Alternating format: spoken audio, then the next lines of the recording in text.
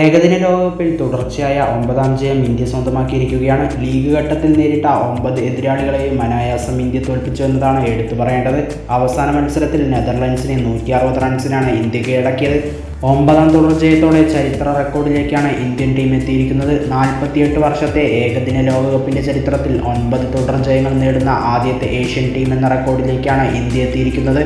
എന്നാൽ ലോകകപ്പിൽ കൂടുതൽ തുടർജയം എന്ന റെക്കോർഡിൽ തലപ്പത്തുള്ളത് ഓസ്ട്രേലിയയാണ്. 11 തുടർജയങ്ങളാണ് ഓസീസ് നേടിയത്. 2003-ലും 2007-ലും ഈ നേട്ടം ആവർത്തിക്കാൻ ഓസ്ട്രേലിയയ്ക്കായി. നായകനെന്ന നിലയിൽ രോഹിത് ശർമ്മയും ചരിത്ര റെക്കോർഡിലേക്കാണ് എത്തിയിരിക്കുന്നത്. ഒരു ലോകകപ്പിൽ 9 തുടർജയങ്ങൾ നേടുന്ന ആദ്യത്തെ ഇന്ത്യൻ നായകനായി രോഹിത് മാറിയിരിക്കുകയാണ്. രോഹിത് നായകനായ ആദ്യ ഏകദിന ലോകകപ്പിൽ തന്നെ ചരിത്ര നേട്ടം താരത്തെ തേടിയെത്തിയെന്നതാണ് എടുത്തു പറയേണ്ടത്. MS ധോണി, സൗരവ് ഗാംഗുലി, വിരാട് കോഹ്ലി എന്നിവർക്കൊന്നും സാധിക്കാത്ത നേട്ടമാണ് രോഹിത് നേടിയെടുത്തിരിക്കുന്നത്. ഇനി സെമിയിൽ ന്യൂസിലൻഡിനെ തോൽപ്പിക്കാൻ ഇന്ത്യക്കാവുമോ എന്നതാണ് കണ്ടറിയേണ്ടത്. റെക്കോർഡുകളുടെ ചാകര തീർത്താണ് ഇന്ത്യയുടെ വിജയക്കുതിപ്പ്. നെതർലൻഡ്സിനെതിരെ ഇന്ത്യക്കായി വിരാട് കോഹ്ലിയും രോഹിത് ശർമ്മയും വിക്കറ്റ് നേടിയെന്നതാണ് എടുത്തു പറയേണ്ടത്.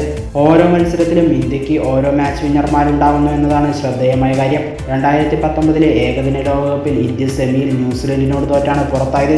ഇത്തവണയും കിവീസ് എതിരാളികളാവുമ്പോൾ ഇന്ത്യക്ക് ആശങ്കകളേറെയാണ്. എന്നാൽ തോൽവി അറിയാതെ സെമിയിലേക്ക് എത്തുന്ന ഇന്ത്യ കപ്പുമായി മടങ്ങാനുള്ള സാധ്യതയാണ് കൂടുതൽ. ബാറ്റിംഗ് നിരയും ബൗളിംഗ് നിരയും ഒരുപോലെ ശോഭിക്കുമ്പോൾ കപ്പിൽ കുറഞ്ഞതൊന്നും ഇന്ത്യൻ ആരാധകരും പ്രതീക്ഷിക്കുന്നില്ല. രോഹിത് ശർമ്മ എന്ന നായകന്റെ മികവിൽ ഇന്ത്യ പ്രതീക്ഷ വയ്ക്കുന്നു. 2 ജയമകലെ ലോകകപ്പ് കിരീടത്തിലേക്ക് എത്താൻ ഇന്ത്യക്ക് സാധിക്കും. 2011-ന് ശേഷം വീണ്ടും ഒരു ഏകദിന ലോകകപ്പ് ഇന്ത്യയുടെ അലമാരയിലേക്ക് എത്തിക്കാൻ രോഹിത് ശർമ്മയ്ക്കും സംഘത്തിനും സാധിക്കുമോ എന്നത് കാത്തിരുന്ന് കാണാം.